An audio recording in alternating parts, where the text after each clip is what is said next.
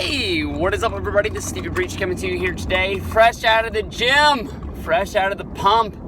$2.43 a gallon here in Sacramento, California today, and now we're on the way to work. Gotta pay to play the game. At the gym today, as always, I listened to Wrestling Observer Radio, possibly the second biggest story of the day following the UFC at Madison Square Garden show. Conor McGregor going after the lightweight championship. I think that's the title that he was going for last time before the guy got hurt and then Diaz had to fill in for him. But the second story is the sale of TNA. And basically we made a video last week talking about WWE and Vince McMahon buying the TNA tape library, pros and cons, things that I thought about it. And, thoughts of maybe Billy Corgan buying the company and just running it as his own. It seems as if Friday is the deadline. Today is Tuesday. It's ad day. I got to change the prices on things that are going on sale tomorrow before I go home. But that's not a lot of time to put things together. And I will tell you that honestly, when Meltzer was going over everything that Billy Corgan was telling ESPN in an interview about the possible sale of TNA to him coming up soon, what was going through my mind is what was going on with WCW in its dying days. I think the company was called Fusion, something close to that. Eric Bischoff was going to be buying WCW. If you watch the episode of Thunder, and I think even the Nitro before the last episode, Eric Bischoff was sort of a figurehead that was put in control of Nitro. I don't think he was doing any booking decisions or anything like that, but he did do a telephone interview, I believe, on both shows, announcing that he was going to be coming in and he was going to be taking over. And then out of the middle of nowhere, anybody who's read The Death of WCW, anybody who's seen the Eric Bischoff documentary, anybody who's seen the WCW, I believe it's The Rise and Fall or something close to that, basically a guy at TNT and TBS basically said they wanted nothing to do with wrestling anymore. Basically, it did bring in ratings, but it was a it was a negative light that was shining on TBS and TNT at that time.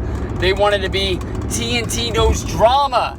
Anybody who knows anything about Aziz Ansarian and his stand-up comedian show that's on Netflix, listened to it the other day on Apple Music on the way home from the Garth Brooks concert. TNT knows drama. It's fresh in my mind.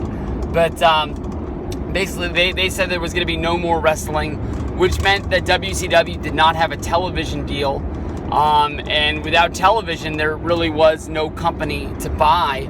They went to a few companies. I believe Eric Bischoff says that he almost had a deal with FX, but it just wasn't enough to keep the company afloat.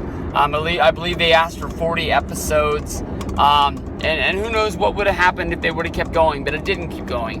So, I know that there's a lot of talk about television leading up to Bound for Glory. Bound for Glory is up in the air.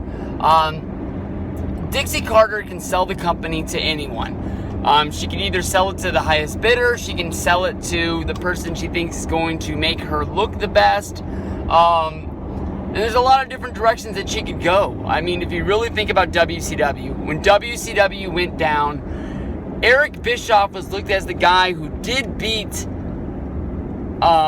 Vince, but ran into the ground for all of the bad decisions that he made.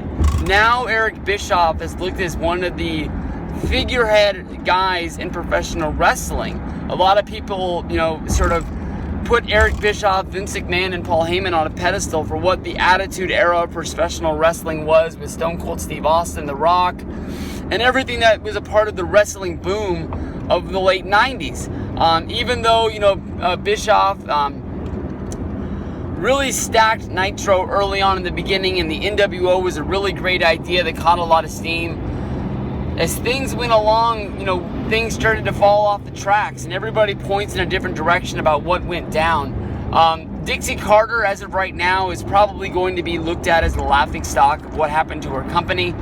But I think that Dixie Carter, if she sells to WWE and just gets TNA out of the wrestling game, 10 years, 15 years down the road, who knows, we might be getting the best of TNA, where WWE Network brings in Dixie Carter and talks about her and Jeff and all of the great decisions that happened in 2005, 2006, with them, bringing in a lot of names of the 90s and sort of resurrecting the tag team division and what the X division meant to wrestling at that time. And now look what WWE is doing with the cruiserweight division.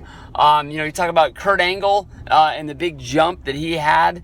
Who knows? They might need Dixie Carter or Jeff Jarrett.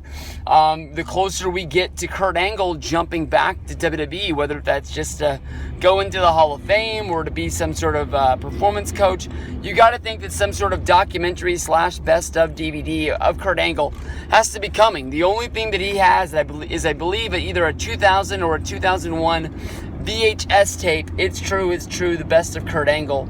I believe the tape lasts maybe 45 minutes to an hour. There was nothing really good about those tapes back in the day. Once DVD came, DVD really blew them out of the water, especially once they moved away from single DVDs like the Monday Night War or the Undertaker My Yard. Once they started getting into like Tombstone, the best of the Undertaker, and started making 3-disc DVD sets, that is when you really started getting the best of certain people. I mean, Hulk Rules, one of the biggest stars ever for WWE / WWF professional wrestling. Hulk Rules was only 2 discs, and it doesn't even have a lot of matches on it. It's got lots and lots of segments / interviews on it. They've come out with a few Hulk DVDs, but never really one that is essential, a must-have. This is the one.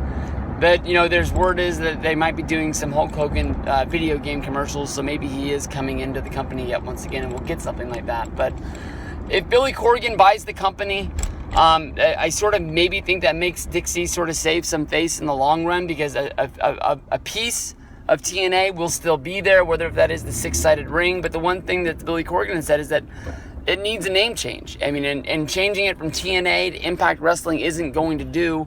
It needs a bigger name change, something that really resurrects the brand and sort of separates it from the failure of what TNA has been in the last couple of years. So what we know is TNA and Impact won't even exist anymore. So that's the one thing that really doesn't make sense. And I know that they have Pop TV, because they don't have Destination America anymore. I got that mixed up in my last video. They're on Pop TV, I think. I can honestly tell you that I don't even know if I have Pop TV. I have Comcast cable, but I don't even really honestly watch it that much. If it's not sports, football, baseball, something like that, ESPN. I guess I've watched Cops a couple times, but we don't really watch a lot of cable television, and my roommate pays for it. So I don't know if I have it. I mean, I've watched the Hardy Boys do their thing. I saw the Decay versus Delete sort of deal. So I've gone out of my way to watch those things, but it's not like TNA actually made any money off of the fact that I watched them. So it is what it is. But if Billy Corgan wants to change the name and sort of go in that direction, the only thing he's really buying is that TV contract, which I guess is worth $1 million. Because if you look at it, I mean, Jeff Jarrett took Global Force Wrestling for whatever that is now. He tried to get television for that. They filmed a whole bunch of episodes to make a pilot. They brought in a bunch of big names that were free agents at the time, guys from Ring of Honor, guys from TNA, anybody that they really could use, and they couldn't even swing a pilot overseas with that. So you can see that it's hard times to get wrestling on television. So in my mind, I think that Billy Corgan can probably offer more money for the one reason WWE probably wouldn't want to offer a lot of money for the one reason. The only thing they're really doing is buying a tape library and putting a wrestling company out of business, which is a distant, far number 2 / number 3, maybe even number 4 company in the world right now, with the ROH, New Japan, and TNA all battling out to see who those spots would be. And you can debate on who is who. In my mind, honestly, I probably would say that TNA gets talked more about ROH, and ROH gets talked more about New Japan. So that's how I would list them in my book.